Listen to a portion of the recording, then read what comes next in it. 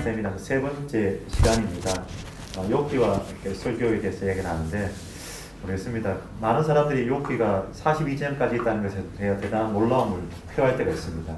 우리가 알고 있는 욥기는 거의 1장에서 거의 마치거나 아니면 제일 마지막에 가서 그 욥의 고백, 그러니까 아주 부분적이고 단편적으로 욥기를 이해하고 있는 것이 또 많은 성도들의 모습이고 또 목회자들도 비슷한 모양이 아닌가라고 생각하는데, 그런 욥기를 어떻게 또 전체를 바라보아야 할지 새로운 성경 해석으로 다가오시는 또 귀한 시간일 것 같습니다.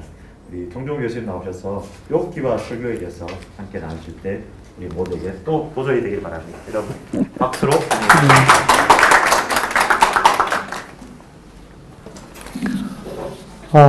욥기를 어떻게 이해할 수 있을까?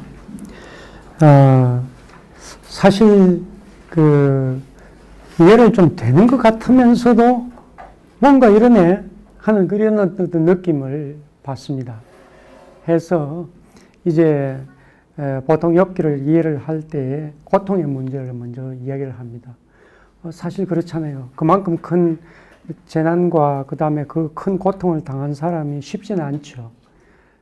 가진 재산 다 잃어버리고 아이들 10명이 있는데 다 죽고 또 자기 몸도 거의 죽을 지경이 될 정도로 그런 아픔과 그런 비참함에 처해 있는 그런 모습. 사실 친구들도 멀리서 온 친구들이에요. 일주일 동안, 7일 동안 할 말을 잃고 한마디도 못했어요. 그 정도로 극심한 고통 중에 있는 그 욥을 바라보면서 말입니다. 해서 욥기를 읽어 나갈 때는 정말 고통당하는 사람이 욥기를 읽으면 뭔가 위로를 받겠구나 하는 그런 기대감을 가지고 들어갑니다. 들어가는데 위로를 받은 것 같기도 하고 안 받은 것 같기도 하고 끝에 가보면 좀 이상해요. 사실 끝에 가보면 자녀들도 10명이나 되고 그 다음에 뭐 재산도 더 늘어났고 하면서 하나님께서 갑절의 은혜를 베풀어 주신 거 아닌가 하면서 그렇게 잘 됐다 이렇게 이야기를 하려고 하는데요, 좀 미진해요. 뭔가 미흡해요. 아니, 자식이 10명이나 그렇게 처참하게 죽었는데 새로운 자식이 태어난들 그 자식 생각하면은 가슴이 미어지지. 그 부모가 뭐 그렇게 좋았겠어요. 여러분 어때요? 지금 있는 자식 다 죽고 나서 나중에 그 배를 준다고 해도 그거 좋아하시겠습니까? 이 좀 뭔가 이상하잖아요. 해서 고통의 문제를 또 하나님께서 나타나셔서 고통의 문제를 갖다가 뭐 명쾌하게 이렇게 이야기를 해 주셨느냐? 사실 그것도 아니잖아요. 해서 고통의 문제를 집중해서 들어가다 보면은 답이 안 나와요. 그 다음에 이제 문제가 뭐냐면 욥이 계속해서 하나님께 질문하면서 만나기를 소원하는 그 내용이 뭐냐면은 어째서 저에게 이렇게 큰 고통을 주십니까? 이것이 하나님께서 하시는 정의로운 일이십니까? 라면서 그렇게 따지듯이 하나님께 묻잖아요. 그 문제, 소위 과연 하나님께서 하시는 일이 정의로운가? 이 세상에서 되어지는 일들이 정의로운가 하는 어떤 신정론의 문제, 이 정의의 문제에 대해서 뭔가 해답이 있는가 싶어서 들어가 보면요, 나타나셔서 하나님께서 하시는 말씀은 그런 말씀 별로 없으세요. 거기에 대한 해답이 없는 거예요. 속 시원한 어떤 해답을 받지를 못했어요, 욥이. 그래서 사실은 욥기를 다 읽고 나서도 좀 황당한 거예요. 그런데 그래서 이제 여러분과 더불어서 욥기를 좀 탐험해 보려고 하는 겁니다. 왜 이 책을 썼는지, 그리고 정말 하려고 하는 그 핵심적인 내용이 무엇인지에 대해서 여러분과 같이 한번 실험을 한번 해보려고 이렇게 시작을 했습니다.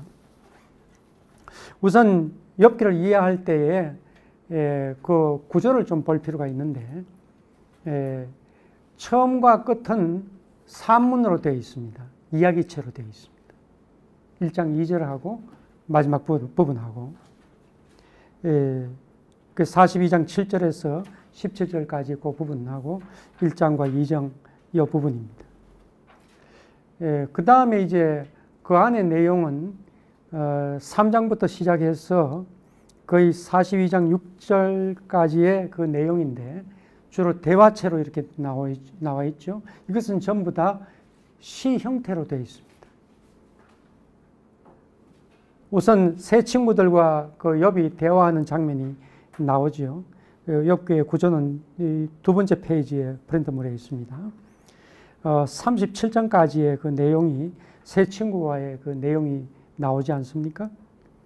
그 다음에 그 마지막에 이제 엘리후의 이야기도 거기다 첨가가 되죠.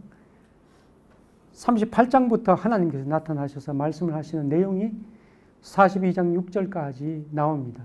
그 가운데에는 욥이 응답한 내용도 좀 들어가 있습니다. 이것이 이제 시 부분입니다. 그래서 중간에 시가 있고 처음과 끝에 산문으로서 이렇게 두르는 그런 모습을 취하고 있습니다. 그 다음에 이 욥기는 보면은 드라마 형식으로 되어 있어요.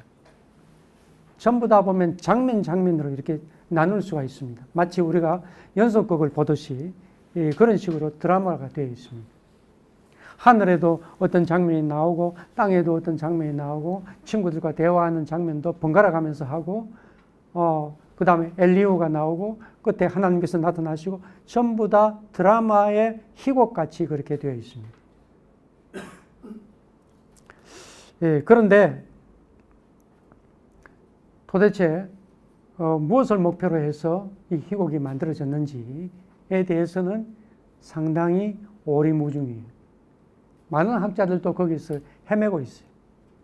그래서 한번 봅시다. 우선 하나님께서 이 욥에 대해 가지고 굉장히 자신만만하고 어렵다고 칭찬을 하시는 내용이 첫 번째 욥기 1장부터 나오죠. 성경 가지고 오신 분은 옆에 성경도 이렇게 펼쳐 두시면서 같이 이야기를 하도록 합시다. 그런데 사탄이 거기에 대해 가지고 이제 말하자면 딴지를 걸지요. 욥이 정말 어려워서 그렇게 된 것이 아니고 하나님께서 많은 복을 주셔서 그렇게 된 것입니다. 재산도 복 주시고 가정에 자녀들도 복 주시고 뭐 안 주신 것이 무엇이 있습니까? 하면서 그렇게 이야기를 하는 거예요. 이럴 때 하나님께서 뭐라고 말씀을 하십니까? 자신이 있다고. 욥은 어려운 사람이라. 한번 그것을 한번 뺏어봐라. 그래도 욥은 신실하고 어렵게 그렇게 갈 거라고.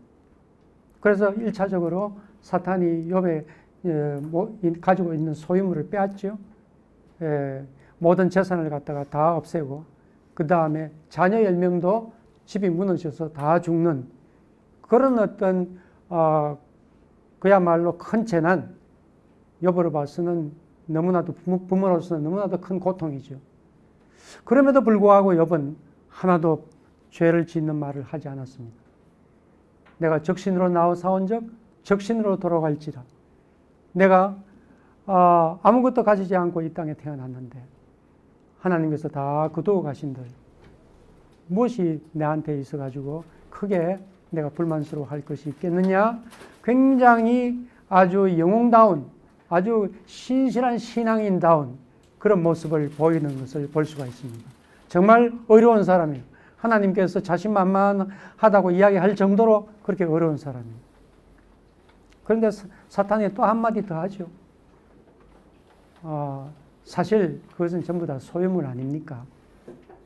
여기 뒤에 사탄의 질문을 제가 이렇게 중간에 1페이지에 그렇게 해놨습니다. 한번 보세요. 요건 이제 번역을 새롭게 한 겁니다. 1장 10절에 당신께서 그의 주변에 그의 집 주변에 그리고 그의 가진 것 모든 주변에 사방으로 울타리를 치셔서 그의 손이 하는 일에 복 주시고 그의 가축이 그 땅에서 크게 불어났기 때문이 아닙니까? 여기서 주목할 것은요. 울타리라는 단어가 나오고 그 다음에 우리 번역은 안 되어 있지만은 거기서 빠드라는 이 히브리어가 계속 나오는데 그 히브리어가 바로 주변에라는 뜻입니다. 주변에, 집 주변에, 그의 모든 것 주변에 울타리를 둘러놓지 않았습니까? 하나님 주신 복을 이야기를 하는 겁니다.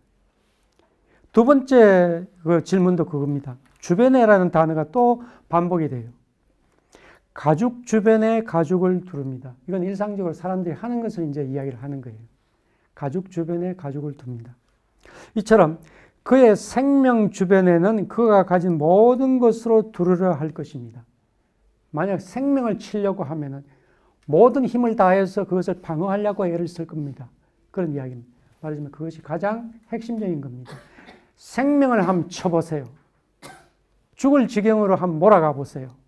그러면은 번능히 하나님께 원망하고 신앙을 버릴 것입니다. 이런 식으로 자신만만하게 사탄이 이야기를 한다는 겁니다. 그러니까 하나님 어떻게 하셨죠? 생명만은 건드리지 마라. 그러나 다른 모든 것은 마음대로 해라.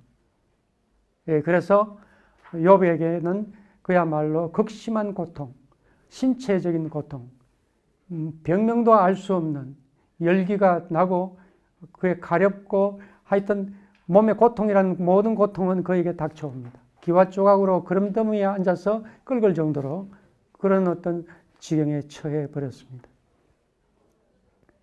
그러나 그럼에도 불구하고 욥은 하나님을 원망하지 않고 그러나 끙끙 앓고 있었죠. 아내가 뭐라고 이야기를 합니까? 하나님을 원망하고 죽어라. 이건 사실 아내가 어떤 충고를 한다는 말은 아니에요. 비명을 지르는 거예요. 사랑하는 사람이 그렇게 고통을 당하면 사실 더 아프지요. 더 고통스럽죠. 하나의 비명입니다. 그 정도입니다. 친구들이 와도 7일 동안 할 말을 잃고 그 옆에 있을 수밖에 없을 정도로 참담한 지경에 이렇게 처해져 있습니다.